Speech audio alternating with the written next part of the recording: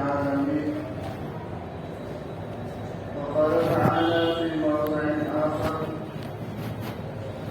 لقد كان لكم في رسول الله أسوة حسنة. صدق الله العظيم. بزرگان محترم، عزیز ساتھی، اس کی یہ بات آئی تھی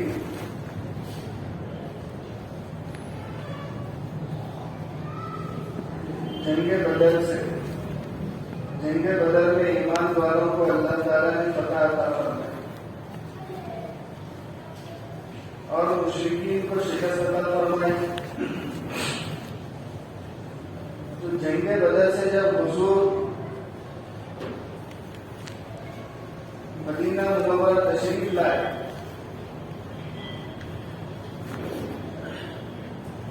آنے کے بعد جو قیدی تھے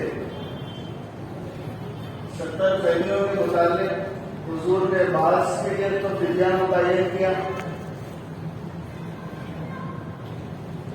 اور بعض صحابہ ایسے تھے جو غریب تھے، فدیہ نہیں دے سکتے. تو حضور نے اس وقت یہ فیصلہ فرمایا اور ان سے یہ پوچھا کہ آپ کچھ پڑھنا لکھنا جانتے ہیں؟ تو ان صحابہ نے کہا جو غریب تھے، فدیہ نہیں دے سکتے، انہوں نے کہا کہ ہاں ہم عربی زبان لکھنا اور پڑھنا جانتے ہیں. تو حضور نے ان سے فرمایا کہ تم 10 بچوں کو عربی زبان پڑھنا اور لکھنا سکھاؤ، یہی تمہارا فدیہ ہو جائے گا. گویا کہ حضور نے تعلیم کی اہمیت کو بتلایا، تعلیم کی اہمیت کو حضور نے سمجھایا. چاہتے تو حضور ان کو نوکر بنا سکتے تھے، ان کو اپنا غلام بنا سکتے تھے، لیکن حضور نے تعلیم کی اہمیت کو بتلانے کے لیے ان سے یہ پوچھا کہ اگر تم پڑھنا لکھنا جانتے ہو تو 10 بچوں کو تم پڑھنا لکھنا سکھلا دو، یہ تمہارا فدیہ ہوگا. تو وہ لوگ 10 بچوں کو عربی زبان پڑھنا اور لکھنا سکھایا اور اس کے بعد حضور نے ان کو آزاد کر دیا. اور تعلیم کی اہمیت اس بات سے معلوم ہوتی ہے کہ پہلی وحی حضور پر جو نازل ہوئی وہ پڑھنے کے متعلق نازل ہوئی. اقرأ باسم ربک الذی خلق. لیکن آج افسوس کی بات ہے کہ سب سے زیادہ تعلیم میں مسلمان پیچھے ہیں. حالانکہ اسلام میں تعلیم کی اہمیت بہت زیادہ ہے. وقتاً فوقتاً حضور کے فیصلوں سے، حضور کے اقوال سے، افعال سے یہ بات معلوم ہوتی ہے کہ اسلام میں تعلیم کی بہت زیادہ اہمیت ہے. اور اس کے بعد جو صحابہ شہید ہوئے تھے بدر کے میدان میں، ان میں ایک نوجوان صحابی تھے، ان کا نام تھا حارث بن سراقہ. حارث بن سراقہ کی والدہ کو جب پتا چلا کہ ان کا بیٹا شہید ہو گیا ہے جنگ کے میدان میں، تو وہ حضور کے پاس آئے. ہم نے پہلے کے ماں باپ کے جذبات دیکھے کیسے ہوتے تھے، یعنی میرا بچہ دین کے کام آ جائے، اسلام کے کام آ جائے، جنت میں جائے اور ہمیں بھی جنت میں لے کر جائے. یہ پہلے کے ماں باپ کے جذبات ہوتے تھے. تو حارث بن سراقہ کی والدہ حضور کے پاس آئی اور آ کر کہنے لگی یا رسول اللہ، میرا بیٹا جنگ کے بدر میں شہید ہو گیا ہے، بدر کے میدان میں شہید ہو گیا. آپ مجھے بتائیے میرا بچہ کیا جنت میں ہے یا جنت کے علاوہ کسی اور جگہ میں ہے؟ اگر جنت میں ہے تو میں اپنے بچے کی جدائی پر صبر کروں گی، برداشت کروں گی، اور اگر جنت کے علاوہ کسی اور جگہ ہے تو میں میرے بچے کی جدائی کیسے برداشت کروں؟ کیسے میں میرے بچے کی دوری کو برداشت کروں؟ حضور کے پاس آ کر حارث بن سراقہ کی والدہ کہنے لگی تو حضور نے فرمایا کہ تم اللہ کے متعلق ایسی باتیں مت کرو، تمہارا بچہ جنت نہیں جنت الفردوس میں، جنت کے اعلیٰ مقام میں تمہارا بچہ ہے، تم اللہ کے متعلق ایسی باتیں مت کرو۔ حضور نے ان کی والدہ کو تسلی دیا اور دے کر یہ فرمایا کہ ہو سکتا ہے اس کی وجہ سے اللہ تمہیں بھی جنت دے دے۔ اور حضور کا قیدیوں کے ساتھ سلوک کیسا تھا؟ قیدیوں کے ساتھ حضور بہت سارے جو قیدی آئے تھے وہ تو بعد میں تو بہت سارے لوگ اسلام قبول کر لیے، لیکن بعض قیدی اسی وقت اسلام میں داخل ہوئے۔ جیسے کہ مثال کے طور پر ایک واقعہ میں آپ کو سناتا ہوں۔ سمامہ نامی ایک شخص تھے، سمامہ کا نام تھا، کہ عرب کے بڑے قبیلے کے آدمی تھے اور بہت زیادہ مالدار آدمی تھے، بہت زیادہ وجاہت والے، مال و دولت والے، مکہ میں ان کا دبدبہ تھا، روب تھا۔ تو یہ سمامہ بھی جنگ بدر میں خائف ہو کر حضور کے پاس آئے مدینہ میں۔ جب مسجد نبوی میں آئے تو حضور نے ان کو مسجد نبوی میں باندھنے کا حکم دیا، سمامہ کو مسجد نبوی میں باندھ دیا گیا اور حضور فجر کی نماز کے لیے آئے، فجر کی نماز میں آئے حضور اور آ کر سمامہ سے پوچھنے لگے، سمامہ تمہارا کیا خیال ہے کہ میں تمہارے ساتھ کیا سلوک کروں گا؟ تو سمامہ مکہ والے بڑے جوش والے ہوتے ہیں، جذبات ہوتے ہیں، تو وہ کہنے لگے کہ میں تو آپ سے جنگ کرنے کے لیے آیا تھا، آپ سے لڑنے کے لیے آیا تھا، آپ چاہے تو مجھے قتل کر دیں یا نہیں تو آپ مجھ پر احسان کریے، احسان کر کے مجھے آزاد کر دیجیے، یا نہیں تو کچھ مال مجھ سے لے لیجیے، آپ کچھ مال لے کر کے مجھے آزاد کر دیجیے، آپ کا اختیار ہے۔ یعنی ایک جوش میں حضور کے جواب دینے لگے سمامہ، تو حضور مسکرائے اور چلے گئے، آگے چلے گئے حضور۔ فجر کی نماز پڑھی اور نماز کے بعد یہ معمول تھا کہ صحابہ کرام اپنے خواب حضور کو سناتے تھے اور حضور ان کی خوابوں کی تعبیر بیان کرتے تھے۔ کوئی صحابی کچھ خواب دیکھے تو خوابوں کو سنتے اور حضور تعبیر بیان کرتے تھے اور اس کے بعد کھانا وغیرہ کا انتظام ہوتا تھا۔ تو سمامہ ہر چیز کو نوٹ کرنے لگے، مسجد نبوی میں جو اعمال ہوتے تھے وہ ساری چیزوں کو نوٹ کرنے لگے، کہیں بیماروں کی تیمارداری ہو رہی ہے اور کہیں پر غریبوں کو جو ہے مدد کی جا رہی ہے مال و دولت سے، اور ایک جماعت علم کو سیکھنے سکھانے میں لگی ہوئی ہے۔ اصحاب صفہ سمامہ ساری چیزوں کو دیکھ رہے ہیں، مسجد نبوی کے سارے اعمال کو دیکھ رہے ہیں۔ ایک دن گزر گیا، پھر دوسرے دن حضور آئے، آ کر سمامہ کے پاس پھر پوچھنے لگے، سمامہ تمہارا کیا خیال ہے کہ میں تمہارے ساتھ کیا سلوک کروں گا؟ تو سمامہ وہی جواب دیے، جذباتی جواب، آپ چاہے تو مجھے قتل کر دے، یعنی تو احسان کر کے مجھے آزاد کر دیجیے، یعنی تو کچھ فدیہ لے کے مجھے آزاد کر دیجیے۔ تو حضور چلے گئے، اس دن بھی چلے گئے، حضور دوسرے دن بھی۔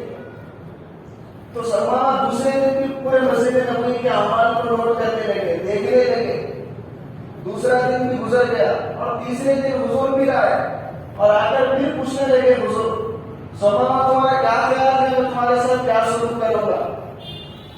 تو وہ وہی جذباتی جواب، آپ مجھے قتل کر دیجیے، چاہے تو آزاد کر دیجیے، چاہے تو فدیہ لے لیجیے، آپ کی مرضی ہے۔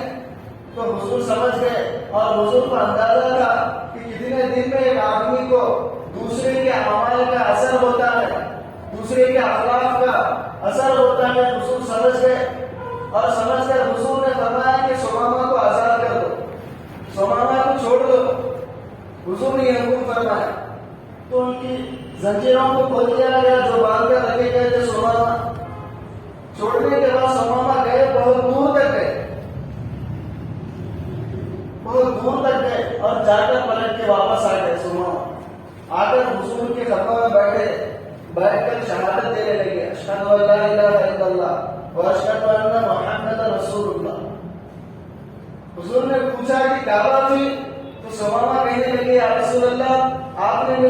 اوپر آزاد کر دیا، لیکن میرا دل آپ کا غلام بن چکا ہے، میں آپ کو چھوڑ کر نہیں جا سکتا، آپ کے اعمال کو میں دیکھا 2 دن سے 3 دن سے، میرا دل آپ کا گرویدہ ہو گیا، غلام بن گیا، میں آپ کو چھوڑ کر نہیں جا سکتا، میں ساری زندگی جو ہے آپ کی غلامی میں گزار دوں گا اور ایمان والوں کی فہرست میں میرا نام رہے گا۔ سوماما حضور کے اخلاق سے متاثر ہو کر حضور نے جب آزادی کیا تو پلٹ کر کے واپس آ گئے اور آ کر کے اسلام کو قبول کر لیا۔ تو قیدیوں کے ساتھ حضور کا ایسا سلوک تھا، ہر جو لوگ شکست کھا کر مکہ گئے تھے ان لوگوں کے دلوں میں ابھی غصہ تھا، ایک طرح کی ان کے دلوں میں نفرت تھی کہ ہم بدلہ لیں، اتنے بڑے بڑے لوگوں مکہ کے ہمیں شکست ہو گئی، ہماری ذلت ہوئی، رسوائی ہوئی، وہ لوگ سوچنے لگے اور اندر ہی اندر گھٹنے لگے۔ اور عمیر بن وہب، صفوان بن امیہ، یہ دونوں لوگ حتیم میں جو کعبۃ اللہ کے سامنے جگہ ہے، کھلی جگہ، وہاں پر بیٹھ کے ایک دوسرے سے بات کرنے لگے اور عمیر کہنے لگے غصے میں کہ ہماری تو زندگی کا کیا مطلب، ہمیں شکست ہو گئی، ہمیں اتنی ذلت اٹھانی پڑی، اتنی رسوائی اٹھانی پڑی اور ہمارے بڑے بڑے لوگ قتل کر دیے گئے، ہماری زندگی کا کیا ہوگا، ذلت کی زندگی ہے۔ صفوان بھی وہی کہنے لگے کہ ہماری تو بہت زیادہ ذلت ہو گئی، چند ایمان والوں نے ہمیں شکست دے دی، ہمیں قتل کر دیا اور 70 ہمارے قید ہو گئے۔ دونوں کہنے لگے تو عمیر کہنے لگے جذبات میں آ کر، اے صفوان، اگر میرے اوپر میری بیوی بچوں کا خرچہ نہ ہوتا اور میرے اوپر خرچ نہ ہوتا تو میں اسی وقت مدینہ جاتا اور ان کے بیٹے، عمیر کے بیٹے قید تھے مدینہ میں، عمیر کے بیٹے مدینہ میں قید تھے، وہ کہنے لگے میں اسی وقت اپنے بیٹے کو قید سے آزاد کرانے کے لیے جاتا اور اسی بہانے حضور کو قتل کر دیتا۔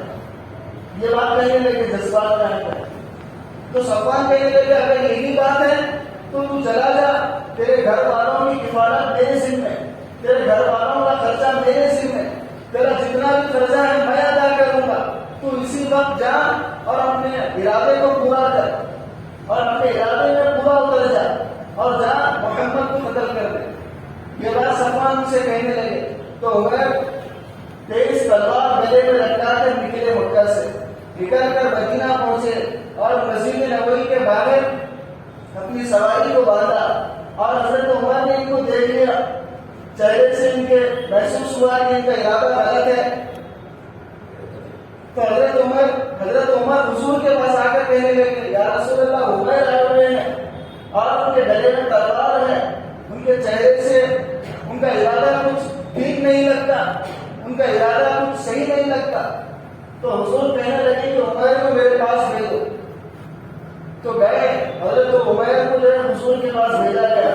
حضرت عمر یہ بعد میں اسلام قبول کرے، عمر آئے حضور کے سامنے بیٹھ گئے تو حضور پوچھنے لگے کہ عمر تم کیسے آئے ہو، کیا وجہ بنی تمہارے آنے کی؟ تو کہنے لگے کہ میں میرے بیٹے کو آزاد کرانے کے لیے آیا ہوں، میں میرے بیٹے کو چھڑانے کے لیے آیا ہوں۔ تو حضور کہنے لگے کہ اگر تم اپنے بیٹے کو چھڑانے کے لیے آئے ہو تو تمہیں فدیہ لے کر آنا چاہیے، جرمانہ لے کر آنا چاہیے، تم تو تیز تلوار لٹکا کر آئے ہوئے ہو۔ تو وہ کہنے لگے نہیں میں اپنے بیٹے کو ہی چھڑانے کے لیے آیا۔ تو حضور کہنے لگے کہ یہ بات نہیں ہے، بات کیا ہے میں بتاتا ہوں، کیا تم نے حتیم میں صفوان کے سامنے یہ بات نہیں کہی کہ اگر میرے اوپر بیوی بچوں کا خرچہ نہ ہوتا اور میرے اوپر خرچ نہ ہوتا تو میں اسی وقت جا کے محمد کو قتل کرتا؟ کیا تم نے صفوان سے یہ بات نہیں کہی حتیم میں؟ تو بے ساختہ عمیر کی زبان سے نکلا اشہد ان لا الہ الا اللہ واشہد ان محمد رسول اللہ، بے ساختہ کلمہ پڑھنے لگے اور کہنے لگے کہ یا رسول اللہ آپ 13 سال مکہ میں تھے، آپ کہتے تھے کہ مجھ پر وحی نازل ہوتی ہے اور ہمیں یقین نہیں آتا تھا کہ آپ پر وحی نازل ہوتی ہے، لیکن آج مجھے یقین آ گیا کہ آپ کے اوپر یقیناً واقعی میں آپ پر وحی نازل ہوتی ہے، کیونکہ جب میں صفوان سے بات کر رہا تھا تو کوئی تیسرا آدمی وہاں پر موجود نہیں تھا، بلکہ میں اور صفوان 2 ہی لوگ تھے، لیکن میری بات اگر آپ کو معلوم ہوئی ہے تو یہ وحی کے ذریعے سے معلوم ہوئی ہے لہٰذا میں آپ پر ایمان لاتا ہوں، اور اسی وقت کلمہ پڑھ کر اسلام میں داخل ہو گئے، اللہ توبہ۔ اور اسی بدر کے واقعے کے بعد حضرت فاطمہ اور حضرت علی کا نکاح ہوا سن 2 ہجری میں، اور ان دونوں کے نکاح کے متعلق ایک غلط فہمی یہ ہے لوگوں میں کہ حضور نے حضرت فاطمہ کو جہیز دیا۔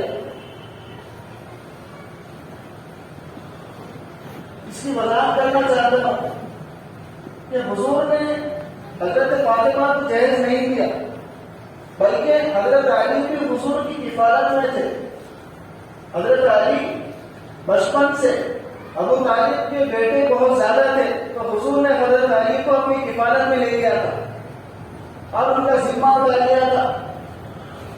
تو حضور نے حضرت علی کے پیسوں سے ہی ایک ذمہ دار کی حیثیت سے ان کو سامان کا انتظام کیا۔ لوگوں میں یہ بات مشہور ہے کہ حضور نے حضرت علی کو جہیز دیا۔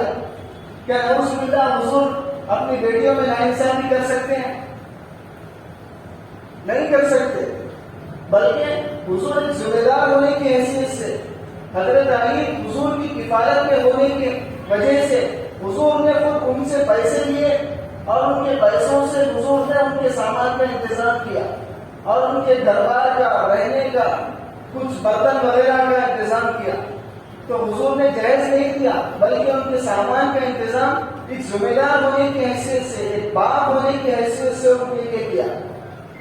اور اس کے بعد کے حالات انشاءاللہ آئندہ جمعہ بیان کیا جائے گا۔ اللہ سے دعا ہے کہ اللہ تعالیٰ ہمیں توفیق عطا فرمائے۔ وآخر دعوانا ان الحمدللہ رب العالمین۔ جو حضرات سنتوں سے فارغ نہیں ہو، سنتوں سے فارغ ہو۔